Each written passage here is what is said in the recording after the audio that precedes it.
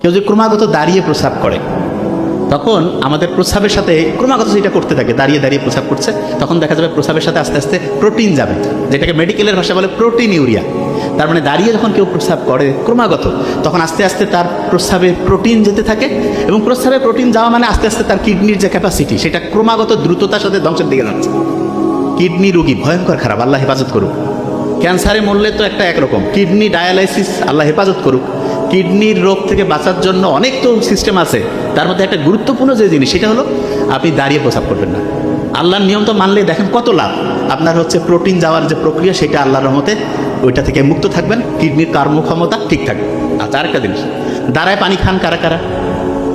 খান নাকি? আলহামদুলিল্লাহ, খাই না। দাঁড়িয়ে পানি না খেয়ে যে আমরা বসে পানি খাই, দাঁড়িয়ে পানি খেলেও দেখা যায় কিডনির উপরে এটা নেগেটিভ একটা ইম্প্যাক্ট ফেলে, তার মানে ওইটা আমাদের শরীরের জন্য ক্ষতিকর। আমি বিজ্ঞান যতগুলো পড়ছি, যা কিছু বুঝি, আমি অবাক হয়েছি। শুধু কি কারণে জানেন? আল্লাহ আমাদের জন্য যেটা ভালো, সেটা আমাদের শরীরের জন্য ভালো দেখে সেইটাকে আল্লাহ করতে উৎসাহিত করছে, আর যেটা আমাদের শরীরের জন্য খারাপ সেটাকে করতে আল্লাহ নিষেধ করছে। অনেক